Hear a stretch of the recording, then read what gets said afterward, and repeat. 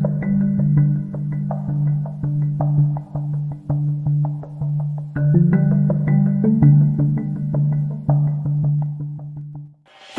पगडंडी एक कच्चा रास्ता था।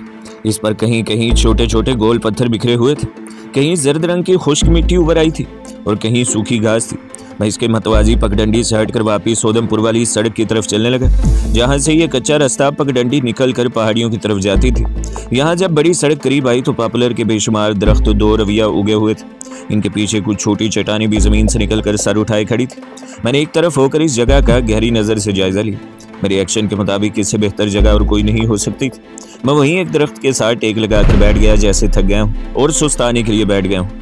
मेरे जहन में इस एक्शन की फिल्म चलने लगी जो मुझे आज शाम के 6:20 पर सर अंजाम देना था। जब मैंने जहन में 2-3 बार रिहर्सल कर ली तो उठा और वापस बोर्डिंग हाउस का रास्ता पकड़ लिया। दोपहर के बाद कोई 3 बजे इंद्रानी तेज कदमों से चलती मेरे कमरे में आई। दरवाज़ा बंद करते हुए वो मेरी तरफ बढ़ी। मैं पलंग पर लेटा कुछ आराम करने की कोशिश कर रहा था। इंद्रानी को देखते ही उठ गया। वो करीब आकर बोली, अभी मार्गरेट आई थी, इसने मुझे बताया कि कैप्टन मल्होत्रा का अपना कोड नंबर 00000 है। वो 18:20 पर उधमपुर पहुंचेगा। मैं इंद्रानी की सुनी अनसुनी करते हुए जल्दी से उठकर दरवाजे के पास आ गया। एकदम से दरवाजे का एक क्वाड खोलकर बाहर देखा, बाहर कोई नहीं था। मैंने दरवाजे को कुंडी लगा दी और इंद्रानी के पास आकर कहा, क्या तुम्हें दरवाज़ा खुला नहीं रखना चाहिए था? वो इस तरह मेरी तरफ देखने लगी जैसे इसे मेरी बात सख्त नागवार गुजरी हो। अब बताओ मार्गरेट ने क्या कहा है? मार्गरेट ने अम्बाला से नशर होने वाला कोई नया पैगाम पकड़ा है, जिसमें थंडर हॉक बेस के स्क्वाड्रन लीडर से कहा गया है कि कैप्टन मल्होत्रा 18:20 पर पहुंचेगा और इसका अपना कोड नंबर 00000 है। इस किस्म की ज़रूरी इतलात ऐन वक्त पर दी जाती है। इंद्रानी ने कमरे में इधर उधर देखा और बोली, तुमने पूरी तरह से तैयारी कर ली है? तुम्हारे पास कोई पिस्तौल भी नहीं है? मैंने इसे एक शिकारी चाकू सिराने के नीचे से निकाल कर दिखाया, जो सुबह मैंने बाजार से ख़रीदा था। चाकू ज़्यादा आला किस्म का नहीं था, लेकिन वो किसी एक आदमी को हलाक करने के काम आ सकता था। इंद्रानी मेरे बारे में परेशान सी थी। ये परेशानी इसके चेहरे से साफ जाहिर थी। कहने लगी, कैप्टन मल्होत्रा अकेला नहीं होगा। तुम निहत्ते होकर इन दोनों पर किस तरह काबू पाओगे? मैंने कहा, सब ठीक हो जाएगा, तुम इसी जगह पर रहना। हाँ, एक बात अपने जहन से निकाल दो कि अगर मैं पकड़ लिया गया तो तुम्हारा नाम बता दूंगा। नहीं, ऐसा वक्त आने से पहले मैं इस दुनिया में नहीं होऊंगा। इंद्रानी ने शर्मा कर चेहरा नीचे कर लिया। अब मुझे भी एहसास हुआ कि मैंने एक सही बात ऐसे अंदाज में कह दी है जिससे वो शर्मा गई। मैं कुछ कहने ही वाला था कि इंद्रानी ने मुझे अजीब सी निगाहों से देखा और उठते ही बोली, अपना ख्याल रखना कैप्टन। वो तेज कदमों से कमरे से बाहर निकल गई। मैंने उठकर अंदर से दोबारा कुंडी चढ़ा दी। वक्त गुजरता चला जा रहा था। वक्त करीब से करीब तर चला रहा था। मैंने अपने लिए जो लिबास इस मौके के लिए चुना था वो खद्दर का कुर्ता पजामा और ऊपर गर्म कोट और सर पर ऊनी टोपी थी, जो जम्मू के लोग सर्दियों में अक्सर पहनते थे। बूट मैंने अपने ही रहने दिए थे। जब घड़ी ने 5 बजाए तो मैंने ये लिबास पहनकर सर पर ऊनी टोपी जमा ली कि मेरे कान टोपी के अंदर छुप गए। कोट के बाहर वाली जेब में मैंने शिकारी चाकू रख लिया था। पहाड़ी लोग ऐसे चाकू अमूमन अपने पास रखा करते हैं। सिगरेट का पैकेट मैंने वहीं कमरे की मेज़ पर रहने दिया। बोर्डिंग हाउस से पहाड़ी पगडंडी वाले पॉपुलर के दरख्तों की कतार ज़्यादा दूर नहीं थी। 6 बजने में 5 मिनट रहते थे कि मैंने कमरे के दरवाजे पर ताला लगाया। चाबी इंद्रानी को ऑफिस में जाकर दी। इंद्रानी ने मेरी तरफ मायने खेज नज़रों से देखा और चाबी लेकर दराज में रख ली। मैं खामोशी से बोर्डिंग हाउस से निकलकर नीम के दरख्तों के नीचे से होता हुआ अपनी मंजिल की तरफ चल दिया। सूरज की बाकी मांदा गुलाबी रोशनी का रंग निस्वारी बढ़ने लगा था। उधमपुर के मकानों में कहीं कहीं बत्तियां रोशन हो गई थी। इसके बावजूद मैदान में दिन की रोशनी बाकी थी और अंधेरा अभी नहीं छाया था। मेरे सामने जो सबसे अहम मसला था वो ये था कि मैं कैप्टन मल्होत्रा को पहचानता नहीं था। ये पता करने के लिए कि यही शख्स मिलिट्री इंटेलिजेंस का कैप्टन मल्होत्रा है, मैंने एक तरकीब सोच रखी थी। मुझे इंतहाई एतमाद और तेज़ी से काम करना था। इसी में मेरे मिशन की पहली और निहायत अहम कामयाबी का राज था। मैदान अबूर करने के बाद मैं इससे पहले तयशुदा मुकाम पर जाकर सफ़ेदे के दरख्तों के पीछे छुप कर बैठ गया, जहाँ से कच्ची सड़क निकल कर मैदान में दाखिल हो रही थी। अपने एक्शन के लिए मैंने इसी जगह का इंतखाब किया था। मैंने घड़ी बांध रखी थी। उधमपुर से आने वाली सड़क पर किसी वक्त कोई ट्रक या गाड़ी गुजर जाती थी। मेरी घड़ी ने जब 6:20 बजाए तो मेरी निगाहें कुदरती तौर पर बड़ी सड़क पर जम गई। 2 गाड़ियां जिनकी हेडलाइट्स रोशन थी आगे निकल गई। 6:25 पर मैंने एक जीप को उधमपुर रोड से निकलकर पहाड़ी सड़क पर मुड़ते देखा। मैं चौकस हो गया। ये कैप्टन मल्होत्रा ही की जीप हो सकती थी। मैं जैसे घात लगाकर बैठ गया। जीप की हेडलाइट्स कच्ची सड़क पर आते ही बुझा दी गई थी। जीप मुझसे थोड़े फासले पर आई तो ये देखकर मुझे पहली नाउमीदी हुई। जीप में 2 आदमी बैठे थे। दोनों सिविलियन कपड़ों में थे। फौजी वर्दी किसी ने भी नहीं पहन रखी थी। बहरहाल मुझे अंधेरे में तीर चलाना ही था। जो ही जीप दरख्तों के करीब पहुंची मैं अचानक निकलकर कच्ची सड़क पर आ गया। मैंने दोनों हाथ ऊपर उठा रखे थे। स्टॉप स्टॉप स्टॉप, मैं बार बार चिल्ला रहा था। जीप मेरे बिल्कुल पास आकर रुक गई। मैंने चिल्लाकर कहा, सर, कंचनजंगा पर बर्फ गिरने से रास्ता खराब हो गया। एक दरमियाने कद का सांवला नौजवान जिसने पूरी आस्तीनों का स्वेटर और गर्म पतलून पहन रखी थी, तेजी से जीप से निकलकर मेरी तरफ आया और बोला, क्यों चिल्ला रहे हो, क्या बात है? कंचनजंगा के इशारे से ये आदमी, जो यकीनन कैप्टन मल्होत्रा ही था, समझ गया कि कोई खास बात हो गई है, जिसकी पेशगी इतला के लिए थंडर बेस वालों ने मुझे रास्ते में बिठा रखा है। मैंने कहा, सर, 000 के आगे क्या है? इस आदमी ने मेरा बाजू पकड़ा और मुझे खींचता हुआ दरख्तों के पीछे ले गया था, जहां मैं इसे ले जाना चाहता था। दरख्तों के अकब में अब हल्का हल्का अंधेरा छा रहा था और जिस्म सायों की तरह नजर आने लगा था। वो बोला, तुमने मेरे ड्राइवर के सामने 000 का नाम क्यों लिया? मैंने कहा, सर, 000 के आगे क्या है? जब तक आप नहीं बताएंगे, मैं आपको स्क्वाड्रन लीडर साहब का ज़रूरी पैगाम नहीं बता सकता। यह आदमी कैप्टन मल्होत्रा ही था। कहने लगा, 000 के आगे भी 000 ही है। अब जल्दी से बताओ, क्या पैगाम? मैं शुरू रात के नीम अंधेरे में कैप्टन मल्होत्रा के जिस्म को मुख्तलिफ जावियों से देख रहा था। मैंने एक बार फिर सैल्यूट मारते हुए कहा, सर, पाकिस्तानी घुसपैठियों ने आगे बारूदी सुरंगें बिछा दी हैं, आप दूसरी तरफ से आइएगा, मैं आपको रास्ता बताऊंगा। कैप्टन मल्होत्रा ने अंधेरे में मुझे घूर कर देखा, लेकिन मैंने कंचनजंगा और फिर इसके बाद इंतहाई खुफिया कोड नंबर 000 को जाहिर कर दिया था। वो मुझ पर शक नहीं कर सकता था।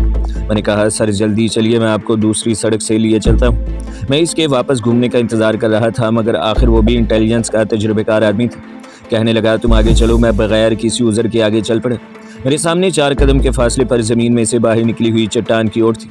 ये चट्टान ज़्यादा बड़ी नहीं थी और ज़्यादा ऊंची भी नहीं थी। कैप्टन मल्होत्रा एक होशियार इंटेलिजेंस ऑफिसर ज़रूर होगा, मगर वो कमांडो नहीं था और कमांडो के हमले को बर्दाश्त भी नहीं कर सकता था।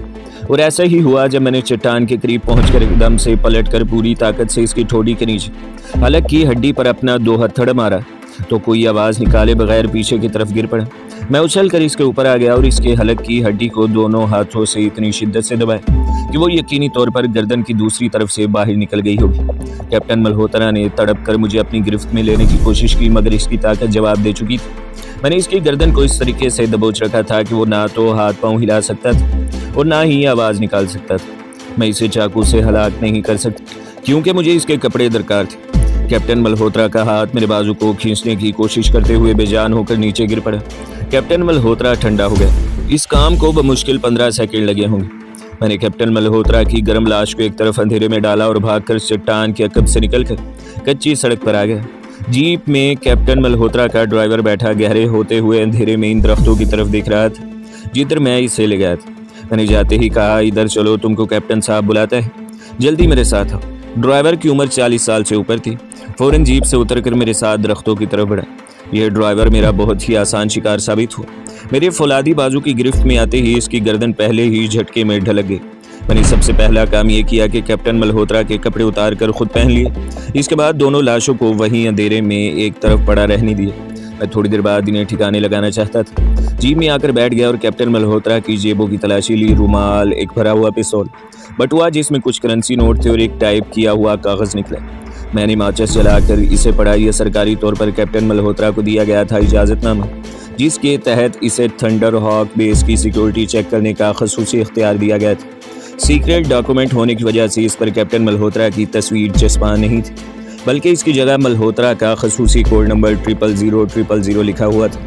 नीचे अंबाला छावनी के चीफ मिलिट्री इंटेलिजेंस के दस्तखत और मोहर लगी हुई थी। कैप्टन मल्होत्रा की तस्वीर चस्पा ना होने से मेरे रास्ते की बहुत बड़ी रुकावट अपने आप दूर हो गई थी। मैंने इस सीक्रेट इजाज़तनामे को तय करके बटुए में डाला, बटुए को जेब में रखा और जीप स्टार्ट कर दी। कच्ची नीम पथरीली पगडंडी पर मैं जीप को चलाता पहाड़ी के करीब पहुंच गया। ये पगडंडी पहाड़ी के मगरिब की तरफ चली गई थी। आगे 2 पहाड़ियों के दरमियान एक छोटा सा दर्रा आ गया। अचानक एक तरफ से 4 कमांडो किस्म के फौजी स्टेन गन तानी छलांगे लगाकर मेरी जीप के सामने आ गए। हॉल्ट। मैंने जीप को ब्रेक लगा दी। मुझे मालूम था कि इस दर्रे में मेरा रास्ता रोका जाएगा। 4 में से 2 भारतीय कमांडो सिपाही लपक कर मेरे दाएं बाएं आ गए। इनकी स्टेन गनों का रुख मेरी जानिब था। एक कमांडो ने अंधेरे में मुझे घूरते हुए तहुकमाना अंदाज में पूछा, इधर क्या लेने आए हो, कौन हो तुम? मैंने फ़ौरन कहा, तुम मुझे आज रात का पासवर्ड बताओ, मुझे मालूम है तुमको मालूम नहीं। भारतीय सिपाही ने स्टेन गन की नाली मेरी गर्दन के साथ लगा दी और बोला, बताओ आज का पासवर्ड क्या है? कंचनजंगा। मैंने बगैर किसी घबराहट के निहायत इत्मीनान से पासवर्ड बोला। स्टेन गन की नाली पीछे हट गई। दूसरे सिपाही ने कहा, तुम्हारे पेपर्स कहाँ हैं? मैंने जेब से बटुआ निकाल कर खसूसी इजाज़तनामा इसकी तरफ बढ़ा दिया। इसने टॉर्च की रोशनी में इसे पढ़ा, फिर सैल्यूट मारकर बोला, ओके सर, इधर बाएं बाजू को गेट है। मैंने मुस्कुराते हुए सैल्यूट का जवाब दिया और जीप बाएं जानिब बढ़ा दी। बाएं जानिब पहाड़ी भूल भुलैया से बनी हुई थी। आगे खारदार तार वाली दीवार आ गई थी। इस दीवार में हाई वोल्टेज की बरकी रूह दौड़ रही थी। गेट की दूसरी जानिब मुझे दो साये हरकत करते नजर आए। एक भारतीय सिपाही मेरे पीछे पीछे आ रहा था। इसने वहीं से आवाज दी, कंचनजंगा का अफसर है। खारदार तार वाला गेट, जिसका चौकट्टा लकड़ी का था, खोल दिया गया। यहाँ पर मुतय्यन गोर के मुहाफिज ने मेरे कागजात को देखने के बाद सैल्यूट किया और कुछ फासले पर पहाड़ी दीवार में बने हुए लोहे के दरवाजे की तरफ इशारा किया। जीप मैंने बाहर एक तरफ खड़ी कर दी थी। लोहे के गेट पर आते ही दूसरी तरफ अपने आप घंटी बोल पड़ी। गेट में एक छोटी सी खिड़की खुल गई। दूसरी तरफ से हल्की रोशनी बाहर आने लगी। एक चेहरा खिड़की के छोटे से चौकट्टे में नमदार हुआ। इसने मुझसे मेरा कोड नंबर पूछा, 00000। मैंने इत्मीनान से कहा। फौलादी गेट का छोटा दरवाज़ा खुल गया। मैं झुककर दरवाजे में से गुजरा और दूसरी तरफ आ गया। दूसरी जानिब दो ऊंचे लंबे भारतीय फौजी खड़े थे। मुझे देखते ही बोले, इधर आ जाओ सर। मैं इनके पीछे पीछे चलने लगा। ये एक ऊंची छत वाला लंबूतरा हॉल कमरा था, जिसकी छत से बिजली के बल्ब लटक रहे थे। वो मुझे हॉल कमरे से गुजार कर पहलू में बने हुए कमरे में ले गए, जहाँ से मुझे दो आदमियों की अंग्रेजी में बातें करने की हल्की हल्की आवाज़ सुनाई दी थी। मैं अंदर दाखिल हुआ तो देखा कि एक मुख्तसर सा पथरीली दीवारों वाला कमरा है। दीवार पर पाकिस्तान का बहुत बड़ा नक्शा लगा है। एक भारी मूंछों चौड़े शानों वाला पुख्ता उम्र का आदमी स्क्वाड्रन लीडर की फुल वर्दी पहने मेज़ पर इस तरह बैठा था कि इसका एक पाँव कुर्सी पर था। दूसरा पायलट अफसर की वर्दी में था और मेज़ से ज़रा हटकर कुर्सी की पुश्त पर हाथ रखे खड़ा था। दोनों ने मुझे घूर कर देखा। मैंने जाते ही स्क्वाड्रन लीडर को सैल्यूट किया और जेब से खसूसी इजाज़तनामा निकाल कर इसे दिखाया। स्क्वाड्रन लीडर ने मुस्कुराते हुए कहा, कैप्टन मल्होत्रा, इसकी ज़रूरत नहीं है। हमें तुम्हारे आने की इतला दोपहर को ही मिल गई थी। हम तो तुम्हारा इंतज़ार कर रहे थे। यहाँ बैठकर थोड़ी देर आराम करो, मैं तुम्हारे लिए कोक मंगवाता हूँ। मैंने कुर्सी पर बैठते हुए कहा, थैंक यू सर, मगर मैं इस वक्त ड्यूटी पर हूँ और अपना वक्त ज़ाया नहीं करना चाहता। मैंने मेज़ पर रखा हुआ लकड़ी का एक टुकड़ा देख लिया था, जिस पर स्क्वाड्रन लीडर MK कोल लिखा हुआ था। स्क्वाड्रन लीडर ने अपने साथी की तरफ देखकर कहा, कैप्टन मल्होत्रा, क्या आप हमारे senior pilot officer SM Chadha से नहीं मिलेंगे? मैंने पक्की उम्र वाले पायलट अफसर SM चड्ढा से गर्मजोशी से हाथ मिलाया और मुस्कुराते हुए कहा, आपसे मिलकर बड़ी खुशी हुई मिस्टर चड्ढा। हम अंग्रेजी में गुफ्तगू कर रहे थे। स्क्वाड्रन लीडर कोल ने सिगरेट सुलगाते हुए पूछा, कैप्टन मल्होत्रा, तुम थके हुए हो, क्या कुछ पीना पसंद नहीं करोगे? मेरा मतलब है कोक न सही, कुछ और सही। मैंने शुक्रिया अदा करते हुए कहा, थैंक यू सर, लेकिन मैं कुछ और नहीं पीता। वैसे भी मैं इस वक्त ऑन ड्यूटी हूँ। बराए मेहरबानी मुझे इजाज़त दें कि मैं अपने थंडर हॉक बेस की बाहरी सिक्योरिटी को चेक कर सकूँ। स्क्वाड्रन लीडर ने कंधे उचकाते हुए कहा, कैप्टन, तुम मिलिट्री इंटेलिजेंस के ऑफिसर हो, मैं इजाज़त देने वाला कौन होता? फिर इसने पायलट ऑफिसर चड्ढा से कहा कि वो मुझे दूसरे खुफिया गेट से बाहर ले जाए। हम एक तंग राहदारी में से गुजर कर एक ऊंची छत वाले कॉरिडोर में आ गए। यहाँ मैंने पहली बार एक गोरे को देखा कि हाथ में ट्रे पकड़े सामने से चला आ रहा है। ये यकीनन इसराइली पायलट था। जब वो हमारे करीब से गुजर गया तो मैंने पायलट ऑफिसर चड्ढा से पूछा, ये हमारे इसराइली दोस्तों में से है? हाँ कैप्टन, इसका नाम फ्लाइट कैप्टन सावल है, ये हीफा से आया है। मैंने बज़ाहिर बड़ी बेनियाजी से पूछा, हमारे इस बेस में और कितने इसराइली दोस्त हमारे साथ काम कर रहे हैं?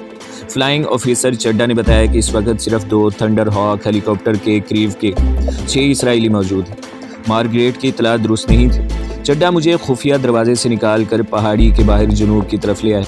बाहर अब रात का अंधेरा फैल चुका था। मैंने चड्ढा से कहा कि मुझे मेरी जीप के पास ले चलो, मैं जीप में बैठकर इस इलाके में सिक्योरिटी का जायज़ा लेना चाहता हूँ।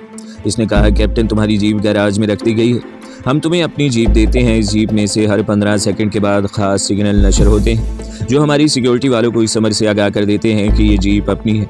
यूँ आपको जगह जगह चेक नहीं किया जाएगा। ये मेरे लिए बड़ी अच्छी बात। फ्लाइंग ऑफिसर चड्ढा ने एक पहाड़ी गैराज में से छोटी जीप निकाल कर मुझे दी। मैं इसको लेकर पहाड़ी के साथ जाती हुई कच्ची सड़क पर अंधेरे में चल दिया। मेरा असल मकसद असली कैप्टन मल्होत्रा और इसके ड्राइवर की लाशों को ठिकाने लगाना था, वरना सुबह को इन लाशों का मिल जाना ज़रूरी था और मेरे लिए मुश्किलात पैदा हो सकती थी। मैं पहाड़ी के अकब में आ गया। मैंने देखा हर 15 सेकंड के बाद जीप के डायल पर एक सुर्ख नुक्ता रोशन हो जाता है। ये वो सिग्नल था जो मेरी जीप में से 15 सेकंड के बाद नशर हो रहा था और जिसकी वजह से खुफिया मोर्चों में छुपे हुए फौजी मुझे चेक नहीं कर रहे थे। मैंने देखा कि थंडर हॉक बेस की पहाड़ी काफ़ी बड़ी थी और इसके इर्द गिर्द खारदार तार लगा दी गई थी। मैं पहाड़ी से हटकर कच्ची पगडंडी पर आ गया। पहाड़ी के जुनूब में मुझे कोई 2 फरलांग आगे जाकर नशीब में एक जगह 2 खंबे त्रिकोण की शक्ल में नजर आए। मैंने जीप का रुख उधर मोड़ दिया। सितारे आसमान पर चमक रहे थे। इनकी धीमी धीमी रोशनी में मैंने देखा कि एक छोटे से कुएं पर लगे हुए 2 लकड़ी के खंभे थे, जिनके दरमियान चरखी गायब थी, जिससे ये जाहिर था कि इस कुएं से कोई पानी नहीं भरता। मैंने जीप से उतरकर कुएं में झांक कर देखा, मुझे कुछ नजर न आया। ज़मीन पर से एक पत्थर उठाकर मैंने कुएं में फेंका। पत्थर नीचे तय से टकराया तो ऐसी आवाज़ आई जैसे पत्थरों पर जाकर लगा हो। कुएं में पानी नहीं था। मुझे ये भी अंदाज़ा हो गया कि कुआं काफ़ी गहरा है। पहाड़ी इलाकों के कुएं बहुत गहरे होते हैं।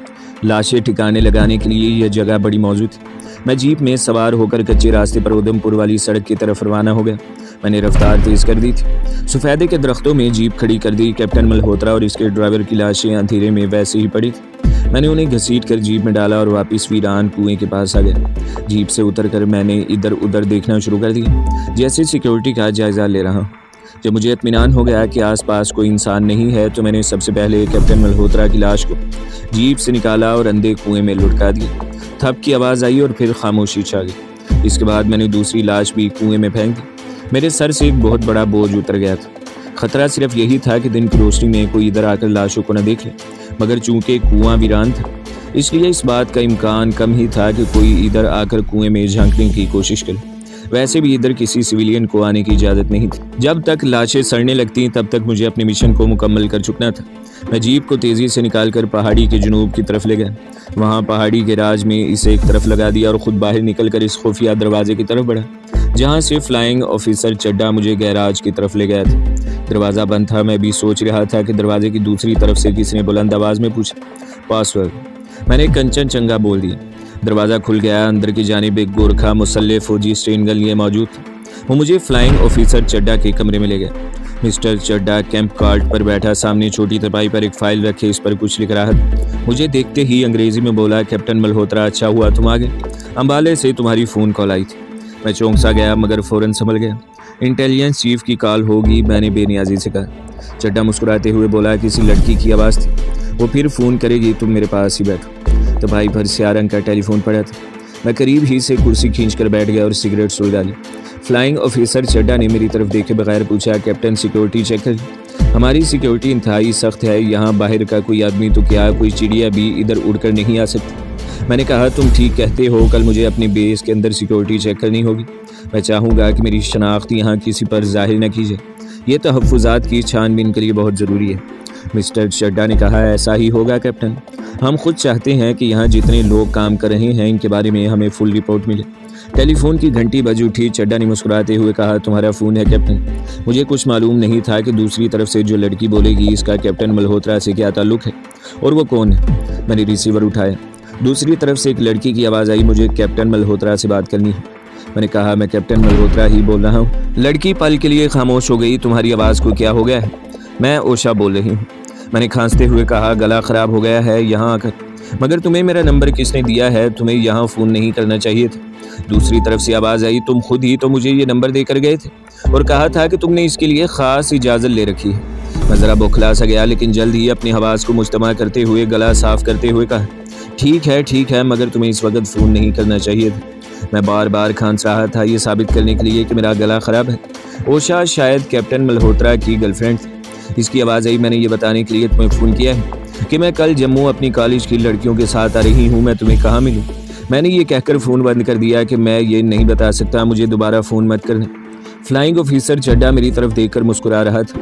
इसके होंठों पर हल्की सी मुस्कुराहट थी। मैंने फ़ोन बंद किया तो सिगरेट का कश लगाकर बोला, कैप्टन पहले तो तुम्हारा गला ख़राब नहीं था। मैंने सिगरेट एस्ट्रे में मसल दिया और उठते हुए बोला, मुझे रात कहाँ बसर करनी होगी?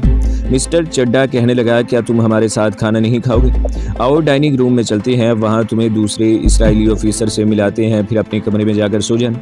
मैं खामोशी से मिस्टर चड्डा के साथ बाहर राहदारी में आ गया। मैं Indian flying officer mister SM चड्डा के साथ राहदारी में आ गया। ये सारी तनसीबात किले वाली पहाड़ी के नीचे ज़ेरे ज़मीन थी। जैसा कि मैं पहले बता चुका हूँ, यहाँ बाहर के किसी आदमी को दाखिल होने की इजाज़त नहीं थी। इस किले के एक करीबन 200 फीट की तरह चौड़े कुएं नुमा हेलीपैड में नीचे जाकर 8 इसराइली थंडर हॉक हेलीकॉप्टर ऐसी हालत में डिप्लॉय कर रखे गए थे कि 1 सेकंड के नोटिस पर वो अपने हेलीपैड से ऊपर उठकर इंतहाई तेज़ रफ्तारी के साथ परवाज करते हुए किसी भी ठिकाने पर जाकर रॉकेटों की बारिश करके इसे तबाह कर सकते थे। इस वक्त इन्हें पाकिस्तान की पुरअमन एटमी बिजली घर पर हमले के लिए वहाँ तैयार रखा गया था। इनमें से सिर्फ 3 हेलीकॉप्टरों का हमला इसराइली हवाबाजों और इंजीनियरों पर मुश्तमिल था। अभी तक मैं थंडर हॉक पैड पर सिक्योरिटी चेकिंग के लिए नहीं गया था। चेकिंग के लिए फ्लाइंग ऑफिसर मिस्टर चड्डा और स्क्वाड्रन लीडर मिस्टर कोल से अगले रोज का मामला तय हुआ था। दूसरे रोज अंबाले से असल कैप्टन मल्होत्रा की गर्लफ्रेंड ओशा भी जम्मू और वहां से मुझे मिलने उधमपुर पहुंच रही थी। मुझे इसकी जानिब से भी तशवीश लगी थी। ओशा मेरे लिए यहाँ खतरनाक मसाइल पैदा कर सकती थी। यही कुछ सोचता हुआ मैं फ्लाइंग ऑफिसर चड्डा के साथ नीम रोशन राहदारी में से गुजरता हुआ एक कमरे में आ गया, जहाँ कुछ इंडियन और कुछ इसराइली एयरफोर्स के ऑफिसर बैठे नाव नोश में मशगूल थे। चड्डा ने इनसे मेरा तारुफ करवाते हुए कहा, कैप्टन मल्होत्रा से मिलिए, आर्मी इंटेलिजेंस के कैप्टन है और यहाँ आपकी सिक्योरिटी चेकिंग करने आए हैं। सब ने बारी बारी मुझसे हाथ मिलाया। यहीं पर इसराइली स्क्वाड्रन लीडर सावल भी था। गोल्डन रंग के सर के बाल, करंजी आंखें, तीखी नाक, बात करते हुए आंखें सुकेड़ लेता था। इसने मुझे गौर से देखा, फिर अपने साथ वाली कुर्सी पर बैठने की दावत दी। मैं इसके करीब बैठ गया। मुझे एक ही धड़का लगा था कि वहाँ जो 3-4 इंडियन ऑफिसर्स बैठे हैं, इनमें से कोई असली कैप्टन मल्होत्रा का दोस्त या वाकफकार न हो। मैंने एक सेकंड में इनके चेहरों का मुशाहिदा करते हुए अंदाज़ा लगा लिया कि ऐसी कोई ख़तरे वाली बात नहीं थी। इनके लिए कैप्टन मल्होत्रा एक अजनबी ऑफिसर था। मैंने इत्मीनान का सांस लेते हुए जेब से असल कैप्टन मल्होत्रा का सिगरेटों का पैकेट निकाल कर सिगरेट पेश की। मशरूब का एक गिलास मेरे सामने भी भर कर रख दिया गया, जिसे मैंने ये कहकर वापस कर दिया कि जब हेडक्वार्टर से बाहर ड्यूटी पर जाता हूँ तो इन चीज़ों से परहेज़ करता हूँ। इंडियन ऑफिसर मुझसे अम्बाला छावनी के सनमा हाउस में चल रही फिल्मों के बारे में गुफ्तगू कर रहे थे। फिर एक सिख ऑफिसर ने पूछा कि उधमपुर में मेरा क़याम कितने रोज़ हो गए। मैंने कहा कि 2-3 दिन रहूँगा, फिर अम्बाला छावनी वापस चला जाऊँगा। मैंने तो इसे न बताया, मगर मिस्टर चड्डा ने बता दिया कि मैं इंद्रानी बोर्डिंग हाउस में ठहरा हुआ हूँ। सिख फ्लाइंग ऑफिसर ने मुस्कुराकर मेरी तरफ देखा और बोला, इस इंद्रानी से होशियार रहना मल्होत्रा जी, जादूगरनी है जादूगरनी। और फिर बाकी के इंडियन ऑफिसर्स भी कहका लगाकर हंस दिए। लगता था कि ये सब लोग इंद्रानी के पास आते जाते हैं। ये कोई अजीब बात नहीं थी, क्योंकि इंद्रानी एजेंट थी और इसको इन ऑफिसर से ताल्लुकात बनाकर रखने की ज़रूरत थी। मैंने सिगरेट की राख झाड़ते हुए जानबूझकर शर्माते हुए कहा, हम मिलिट्री इंटेलिजेंस के कर्मचारी हैं, हम पर किसी का क्या जादू चलेगा। एक हिंदू ऑफिसर ने गिलास खाली करते हुए कहा, इनके त्रिया चित्र से भगवान बचाए, उन्होंने तो बड़े बड़े ऋषियों की तपस्या भंग कर दी है। कमरे की फिजा मशरूबात की बू और सिगरेट के धुएं से बोझल होने लगी थी। मेरा वहाँ अब कोई काम नहीं था। मिस्टर चड्डा ने मुझे अपने साथ खाने की दावत दी, मगर मैंने ये कहकर माजरत चाही कि मुझे बोर्डिंग हाउस में एक फ़ोन कॉल का इंतज़ार करना है। इसने हंसकर कहा, वो फ़ोन कॉल तो यहाँ भी आ सकती है। इसका इशारा ओशा की तरफ था। मैंने मुस्कुराकर इसकी बात टाल दी और मिस्टर चड्डा के साथ ही कमरे से निकलकर राहदारी से गुजरता हूँ वापस मेन हॉल में आ गया। यहाँ से 2 गार्ड मेरे साथ कर दिए गए। फ्लाइंग ऑफिसर MK कोल हॉल कमरे में मौजूद था। वो डायरी पर कुछ लिखते हुए कुर्सी से उठा और मुझसे हाथ मिलाते हुए बोला, कैप्टन तुम कल दिन के 8 बजे आ जाना। इस वक्त तुम थंडर हॉक की सिक्योरिटी आसानी से चेक कर सकोगे, क्योंकि स्टाफ डाइनिंग रूम में होता है। तो दोस्तों, अगली किस्त सुनने के लिए हमारे चैनल को सब्सक्राइब करें, वीडियो को लाइक करें और बेल के आइकन को भी दबा दें, ताकि हर जो आने वाली वीडियो है वो आपको सबसे पहले मिलती रहे।